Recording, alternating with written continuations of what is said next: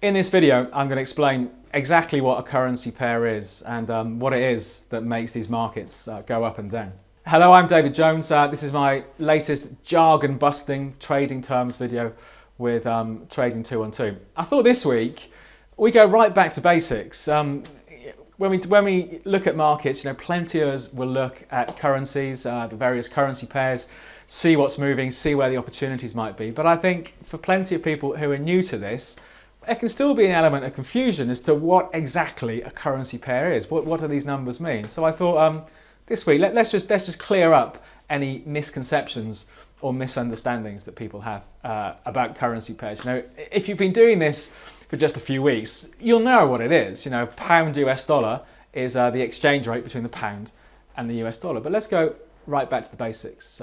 What do these rates mean? And when we're looking at them, how can they actually move around and what influences them? Let's take a look first of all at what exchange rates actually are.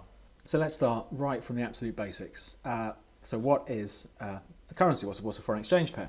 Here we go. This is pound US dollar. So it's the exchange rate of the pound versus the US dollar. The example I'm using here, the example rate I'm using is 1.38. The easiest way of explaining this is how much of the second currency would one of the first currency buy. So in this example, what it means is £1 will buy you, at the current rate, $1.38. Okay, so it's as straightforward as that. And of course, if the pound strengthens, let's say the market moves to 1.4000, then it just means that £1 now buys us a little bit more. It will buy us $1.40. Just to make sure this all makes sense, one more example.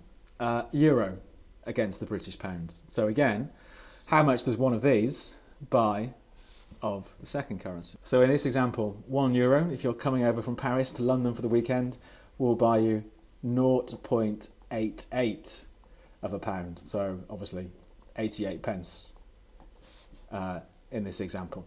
You could quote it the other way. I mean, we could have a look at sterling euro. Let's bring up the exchange rate for that. So it's simply that exchange rate turned on its head. So it's 1 over that exchange rate. So sterling euro, £1 will buy you €1 13, just over €1 13 and a half.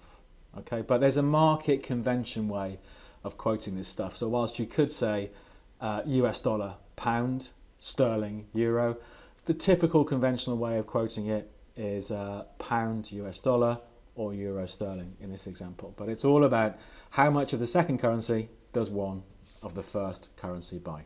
So there we go. The easiest way of explaining it is how much of the second currency does the first currency buy. That's it. That is an exchange rate. And if the market's more optimistic about the outlook for the first currency, then it will go up in price. But to see these moves on a chart, so to look at some real markets, let's take a look at the trading platform, at some of the moves that we've seen in, for example, the pound US dollar. Let's take a look at the charts.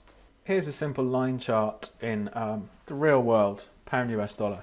So this is going back to about March 2017. So you can see back then, a pound would buy you around about 124, so 1.2400. So a pound would buy you $1.24. At the moment, at the time of recording, we're up here. So the pound has strengthened. So what we're seeing here, the pound gaining ground against the dollar. Another way of saying it is we've seen dollar weakness, but as it's pound US dollar, the chart is going up. So now a pound buys you about 1.38, so $1.38. So it's a move in excess of 10%, really. The pound has strengthened by just over 10%, going from 124 to 138 in the past 10 months versus the US dollar. And of course, we're looking at a longer term chart here, but we'll see plenty of changes throughout the day. These markets do tend to be, as I'm sure you're aware, pretty active markets. And just another quick one to show how political events really can affect currency markets, because they are so tied to the country's economy and its political stability.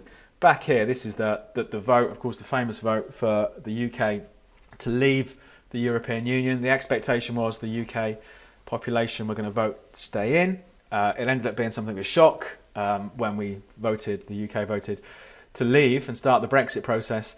So you can see the night before, a pound would buy you $1.48, so $1.48. The very next day, because of the volatility, or over the next couple of days, it would only buy you $1.32. So we saw a drop, again, of more than 10%, but this time it took almost a matter of hours to play out. So that shows how extreme political uncertainty or political shocks can really affect a country's currency.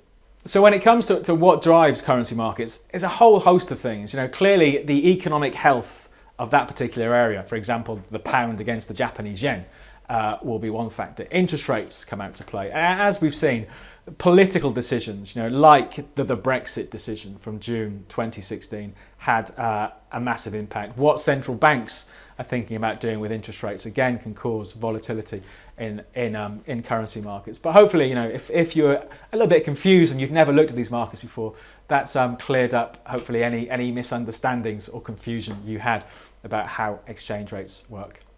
We'll start wrapping things up there for this week. If you've got any questions or you're still not sure, leave us a message in the comments down below. We do read all of them. If you like the video, click on the thumbs up. And if it's the first one of these you've seen, we do a whole host of different videos throughout the week on various markets like oil, cryptocurrencies, technical analysis techniques, all this sort of stuff. So if you're not subscribed, if you click on the subscribe button there, you'll get subscribed, and just make sure you've clicked the alarm bell notification thing down there. That way you'll get notified automatically every time we upload a new video. But for this week, from me, David Jones and Trading 212, we'll leave it there, and I hope you have a good trading week.